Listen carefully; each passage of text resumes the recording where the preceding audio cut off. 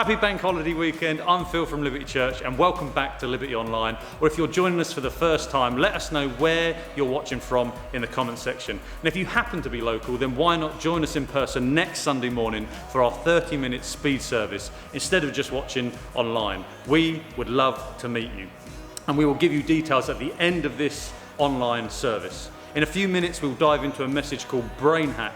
But before we get to that, let's have a new song that the band have never played called Graves into Gardens.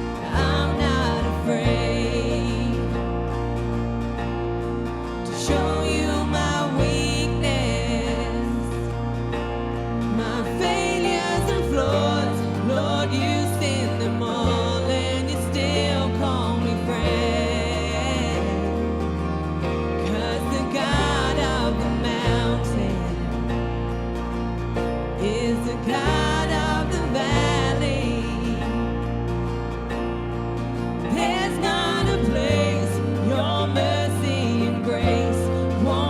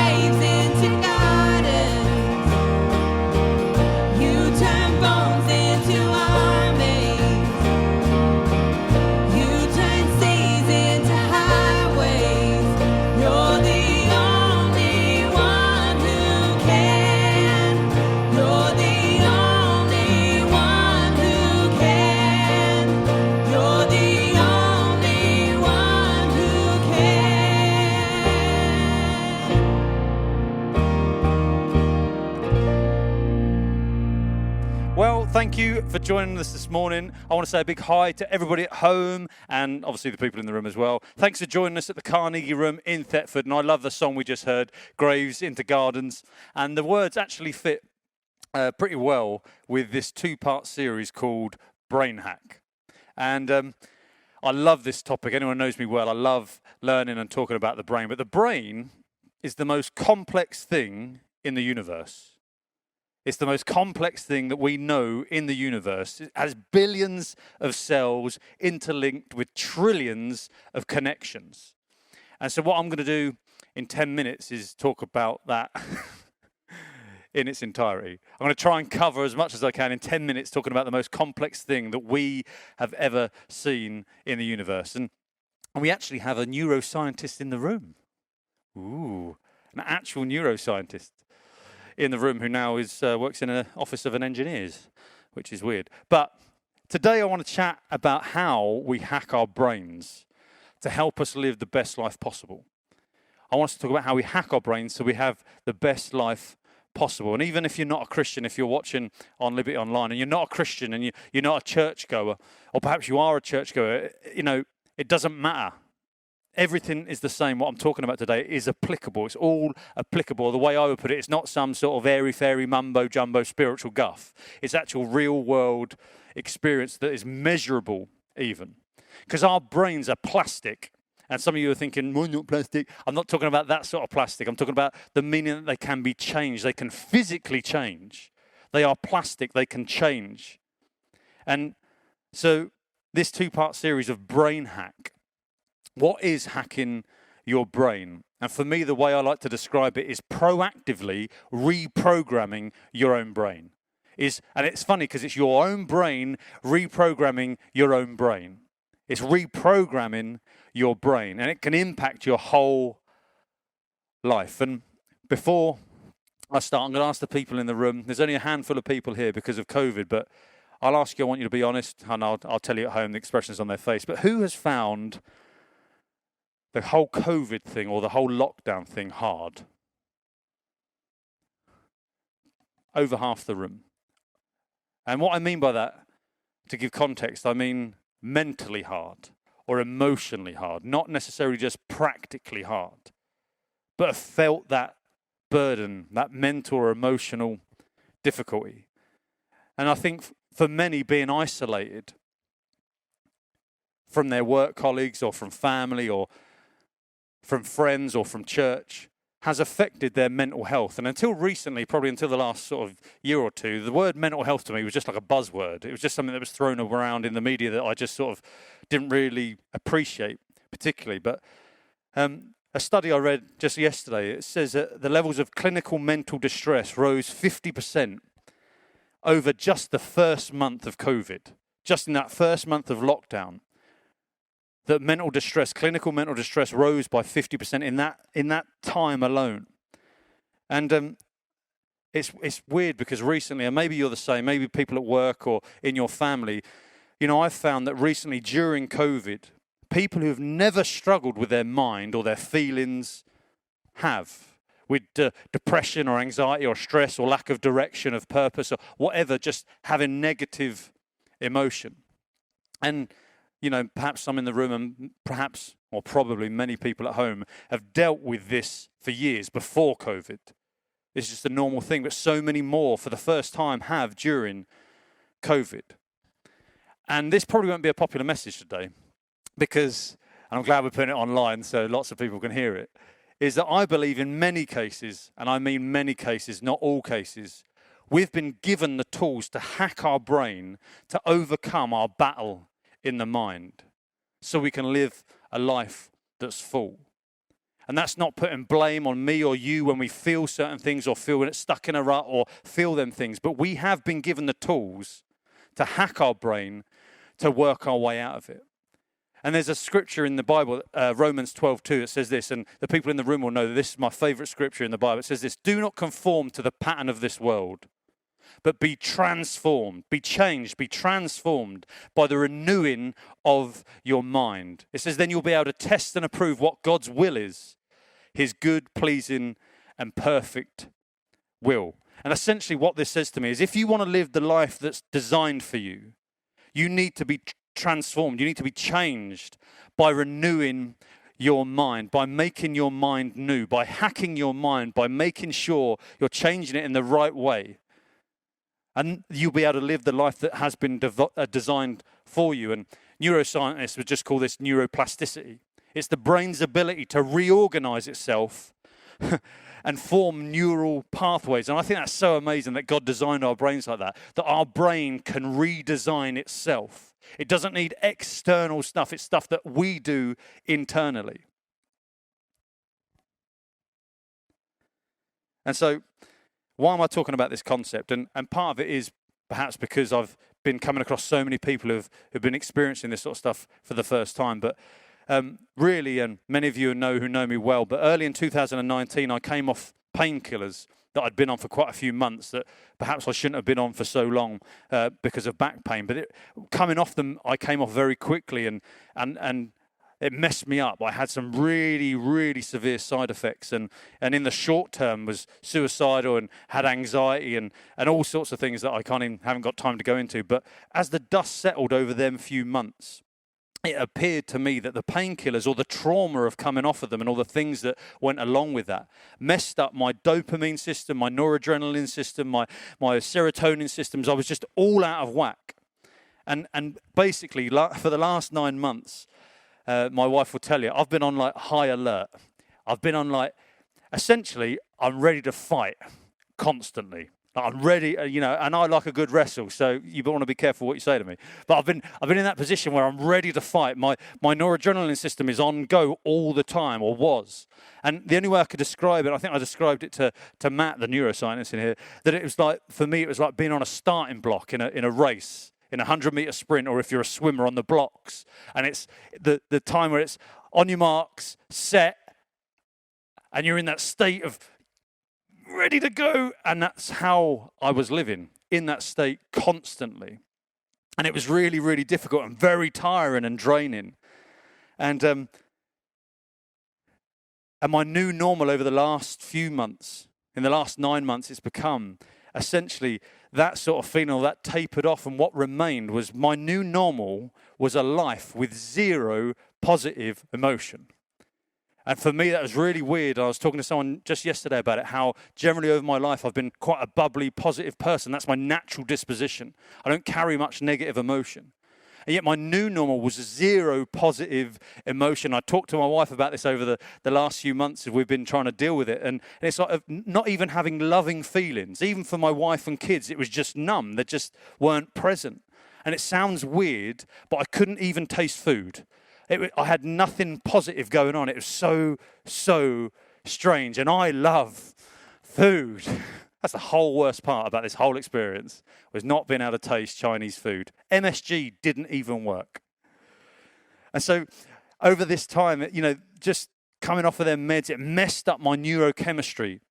And I was doing everything to sort it out, doing everything I should have tried to be doing to sort it out. And then I experienced 2 weeks ago what I can only describe as a brain hack. And that's why I'm talking about it today. I experienced a brain hack. Just 2 weeks ago, I was at the gym, and it was leg day, never miss leg day. I was at the gym, and I was on the hamstring curl machine, and I was listening to this song called Rattle. And there's a line in it that says this: my God is able to save and deliver and heal. And this line, and restore anything that he wants to. My God is able to restore anything that he wants to. And in that moment, whilst lifting a curl really heavy, I was thinking specifically about my whole neurotransmitter issues that have been going on.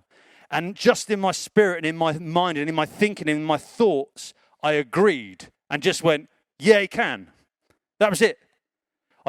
That line, he can do anything he wants and restore anything that he wants to. And I agreed and thought, yeah, he could even do that, restoring my neurochemistry, and boom, like a switch. It was like a switch. It was great. It was like I was back to normal. It was like someone just went, boo, and turned me back on. My mental state was returned to normal. It was a brain hack. It was amazing. It was cool. And if you're a Christian in here or at home, you might think that, or you might explain that or articulate that God just came in and healed you, and that's cool. You can run with that. That's fine.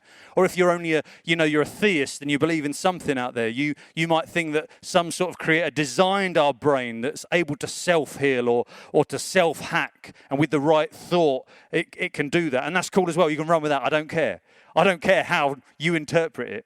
The fact is, your brain is hackable. Your brain is hackable. My brain, even my simple brain, is hackable. And so what's my point today? My point is, if you want to hack your brain, you have to choose what and how you think. If you've been dealing with stuff, negative emotion, you've been going through stuff either through COVID, just because it's been COVID, or for your whole life, if you want to hack that brain and change the way things work in your brain, you have to choose what you think and you have to choose how you think. And so if you've been struggling through lockdown or over the long term, and you just want to feel better, and I can really relate to that. I could never relate to that years ago, just wanting to feel better or feel good and not just feeling negative. Then taking control of your thoughts is of primary importance. I think it's one of the most important things you can do. And the Bible reaffirms that in Proverbs, this old proverb from thousands of years ago, Proverbs 4:23. I'm reading from the Common English Bible. It says this: more than anything you guard, protect your mind, for life flows from it. That life that you want to live and be, if you've been struggling through COVID or all your life, the life you want to live and be free of them things, if you want that, you need to, above anything you guard, is to protect your mind, for life flows from it. The Apostle Paul wrote to the Corinthian church, 2 Corinthians 10:5, and he said this, that we destroy arguments and every lofty opinion raised against the knowledge of God. And I love this line, and take every thought captive to obey Christ. So often we let our thoughts do whatever they want to do, and our brains are designed like that thoughts can pop up. You can't control the ones that just pop up. You can control what you do with them, though. Just like web browsers that pop up. If you've got a virus on your PC, web pages can just pop up, can't they? I remember years ago, I think security's got a bit better now, so you can actually, protect against that. But I remember years ago, it was just like ding, ding, ding, ding, ding, ding, ding, ding, and some of them things would be dodgy popping up on your screen. It's like, how do I get rid of this stuff? Click, and you have an option then, don't you? To click on the crosses and get rid of it, shut the computer down, restart, or you can read some of the tut that's being popped up in your screen, and it's the same with your thought life. You can just let every thought that comes in take control and look at it, or you can take it captive and close it down. And the good thing about our brain as well, that's not all it does. Otherwise, we'd be a mess. Society would be crazy if that's all that we had. We also have the ability to control thought and plan and put thoughts in and actually choose about what we think. We have the ability to take every thought captive, shut it down, and promote the thoughts that we want. And in doing so, you become a brain hacker. You become a brain hacker when you choose to do the thing that you actually have control over. You can take control over your thoughts and in turn, how you feel. And ultimately, your life. I want you to think about that. If you can take control of your thoughts, that can help in turn control how you feel, and ultimately it can impact your life. I want to finish with this scripture, Philippians 4:6-8. Again, the Apostle Paul wrote this, and I love it. It's so appropriate. From verse 6, it says this: do not be anxious about anything. That's great advice straight away. Don't be anxious about anything, but in every situation, by prayer and by petition with thanksgiving, it says, present your requests to God. And it says this: and the peace of God, which transcends all understanding, will guard your hearts and your minds. I want you to think about that. Paul says, don't be anxious about anything, but pray to God about it. Give it to someone else. Control your thought life and your prayer life. And do that with thanksgiving. And for some reason that we can't even understand, and neuroscientists are trying to understand the principles, even in the natural, of how this works. But God will give you a peace that transcends all understanding. Like if you'd have told me 3 weeks ago, before I had this brain hack at the gym, that you're going to have complete peace and positive stuff going on, I'd have told you to do one. I'd have probably poked you in the eye, sent you on your way. But we can have that. But we have to control our thinking. It says in verse 8, finally, brothers and sisters, whatever is true, because he tells you how we do this. Whatever is true, whatever is noble, whatever is right, whatever is pure, whatever is lovely, whatever is admirable or admirable. If anything is excellent or praiseworthy, it says, think about such things. You can have peace, you can be anxious free if you can control what you think. You fixate on what you want to think about. You think about them things, the things that are admirable, lovely, pure, good things. And it doesn't matter if you're a Christian or not. If you do that, it'll change your life. And I believe if you listen to the advice of our Father in heaven, he can help you turn graves into gardens. He can help you transform the graves of our minds that control them emotional states into life-filled gardens. So my bottom line in Brain Hack Part 1 is if you want to feel better, you got to think better. Is if you want to feel better, you have got to think better. And we'll pick this up next week in Part 2 of Brain Hack. Well, that is it for Liberty Online this morning. But Liberty Church services are not going to be just online. In fact, you can join us next Sunday in person at 10:45 for one of our speed services. Here's what you need to know. The service will look a bit different. Rest assured though, it is COVID safe. Services will be shorter, 30 minutes in total. Adults, we please ask that you wear a face mask. There will be no kids' church, so kids will be staying with the parents and activities will be provided at a family table. Even though the band will be here with the same great music, you, the congregation, are not allowed to sing, which I know kind of sucks, but it's good if you're sitting next to someone who's tone deaf. So, lastly, do not come if you have symptoms or are supposed to be in quarantine, okay? So hopefully you can join us here in person next Sunday, 10:45, but if not, you can still watch Liberty Online instead. Either way, we'll see you then. Bye guys.